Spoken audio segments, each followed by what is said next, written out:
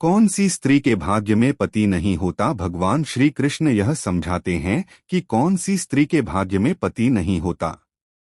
कहानी का प्रारंभ। द्वारका नगरी में एक दिन भगवान श्री कृष्ण अपनी रानियों के साथ सभा में विराजमान थे। सभी अपनी अपनी जगह पर बैठकर कृष्ण की लीला और उनके ज्ञान को सुनने के लिए उत्सुक थीं।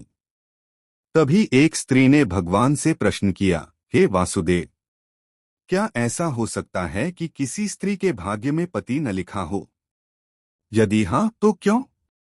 श्री कृष्ण मुस्कुराए और बोले, यह प्रश्न बहुत गूढ़ है, परंतु इसका उत्तर सुनने के लिए तुम्हें धैर्य रखना होगा। मैं तुम्हें एक कथा सुनाता हूँ, जिससे तुम्हारे प्रश्न का समाधान होगा। कथा का प्रारंभ।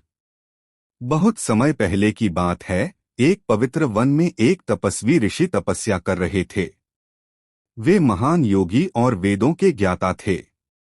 उनकी तपस्या इतनी गहन थी कि देवता भी उनसे प्रभावित थे, परंतु उनका हृदय कठोर था।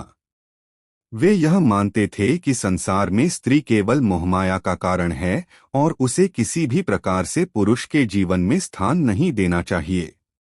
एक दिन एक युवती जिसका नाम अनुपमा था, अपने परिवार के साथ उस वन में आई। अनुपमा बहुत सुंदर, सुसंस्कृत और विदुषी थी। उसकी आवाज में ऐसा माधुर्य था कि जो भी उसे सुनता वह उसकी ओर आकर्षित हो जाता।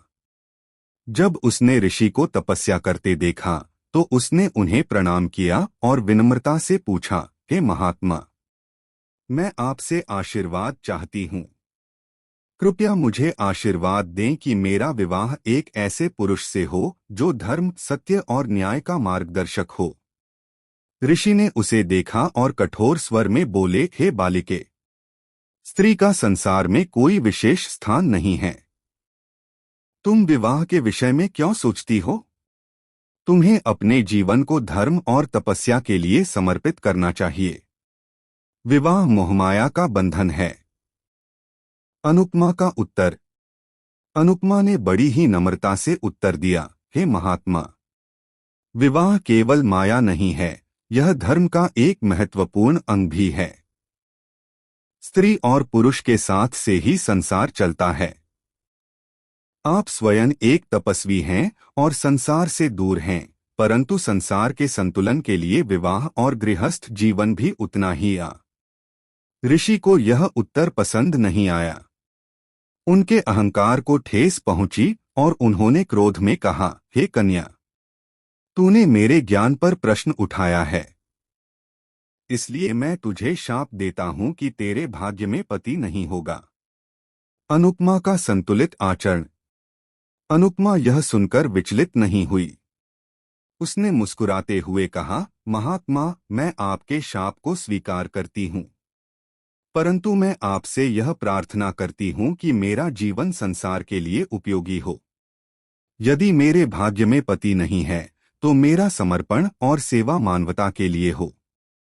ऋषि को अनुपमा की यह बात समझ में आई और उनका क्रोध शांत हो गया। उन्होंने कहा, हे कन्या, मैं देखता हूँ कि तू वास्तव में महान आत्मा है। तेरे भाग्य में पति नहीं होगा, परंतु तू संसार में सदा आदरणीय और पूजनीय होगी। तेरा जीवन दूसरों के लिए प्रेरणा बनेगा। श्री कृष्ण का उपदेश। कहानी समाप्त कर श्री कृष्ण ने सभा में उपस्थित स्त्रियों को संबोधित करते हुए कहा, किसी स्त्री के भाग्य में पति न होने का अर्थ यह नहीं है कि उसका जीवन अधूरा है। वह अपने जीवन को महान कार्यों और सेवा के लिए समर्पित कर सकती है।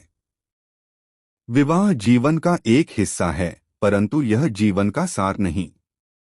अनुपमा जैसी स्त्रियां यह सिद्ध करती हैं कि स्त्री स्वयं में पूर्ण है और उसके जीवन का उद्देश्य केवल गृहस्थी तक सीमित नहीं है। सभा में उपस्थित सभी स्त्रियां और पुरुष भगवान के इस ज्ञान से अभिभूत हो गए।